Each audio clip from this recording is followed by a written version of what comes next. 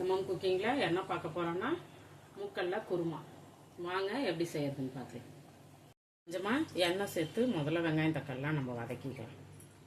ஒரு 2 பட்டை, ஒரு 2 லவங்கம், 2 ஏலக்காய், ஒரு அரை ஸ்பூன் சோம்பு, ஒரு ஸ்பூன் அளவு போட்டுக்கலாம். வெங்காயம் சேர்த்துக்கலாம். உங்களுக்கு எந்த அளவு குருமா வேணுமோ அந்த அளவுக்கு சேர்த்துக்கலாம். நான் ஒரு பெரிய வெங்காயமாக ஒரு 3 வெங்காயம் சேர்த்துருக்கேன். நீங்கள் உங்களுக்கு எவ்வளோ வேணுமோ அந்த மாதிரி சேர்த்துக்கேன். ஒரு 3 பச்சை மிளகாய். கொஞ்சமாக வதங்கினோன்னா ஒரு 3 தக்காளி எடுத்து வச்சுருக்கேன். அதையும் நம்ம சேர்த்துக்கோம். இந்த வெங்காயம் தக்காளி கூடவே ஒரு சின்ன அரை மூடி தேங்காய், ஒரு சின்ன தேங்காயில் ஒரு அரை மூடி சேர்த்துக்கோம். கூடவே கொஞ்சமாக புதினா, கொஞ்சம் கொத்தமல்லி, இது எல்லாத்தையும் சேர்த்து நல்லா வதக்கிட்டு நம்ம மிக்சியில் அரைச்சிட்டு வந்துடுவோம். இந்த அளவு வதங்கினோன்னா நம்ம ஆற வச்சு அரைச்சிடலாம். கொஞ்சமாக எண்ணெய் சேர்த்துக்கலாம்.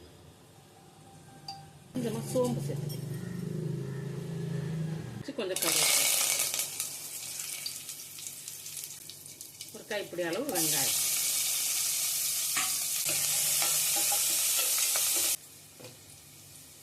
ஒரு ஸ்பூன் அளவு இஞ்சி பூண்டு பேஸ்ட் சேர்த்துக்கலாம். இஞ்சி பூண்டு இல்லாதவங்க வெங்காயம் தக்காளி வதக்கலையே இஞ்சியும் பூண்டையும் சேர்த்து வதக்கி அரைச்சிக்கணும்.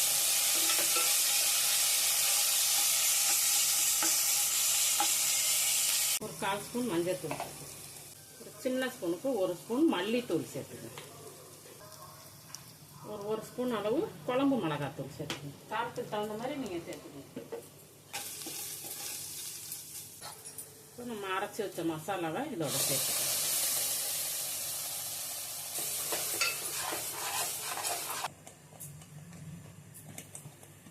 தேவையான உப்பை சேர்த்துக்கலாம். வதக்கி அரைச்ச மசாலா நல்லா வெந்து வந்துடுச்சு. இப்போ நம்ம இது கூட வேக வச்ச மூக்கல்லையே தண்ணியோட சேர்த்துக்கலாம்.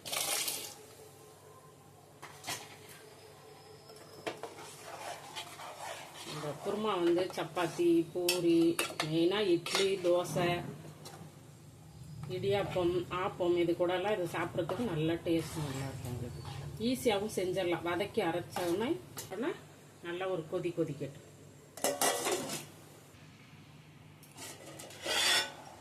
உங்களோட குருமா பாருங்கள், சூப்பராக ரெடி ஆகிடுச்சு பாருங்கள். மூக்கல்ல குருமா கூட கொஞ்சமாக கொத்தமல்லி,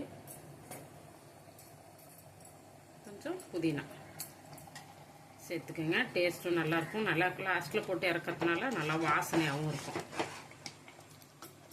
குருமா சூப்பராக ரெடி ஆகிடுச்சு. நீங்களும் உங்கள் வீட்டில் செஞ்சு சாப்பிட்டு பார்த்துட்டு எப்படி இருக்குங்கிறத கமெண்ட்டில் சொல்லுங்கள். லைக் பண்ணுங்கள். வீடியோ பிடிச்சிருந்தா சேனலை சப்ஸ்கிரைப் பண்ணி சப்போர்ட் பண்ணுங்கள். நன்றி.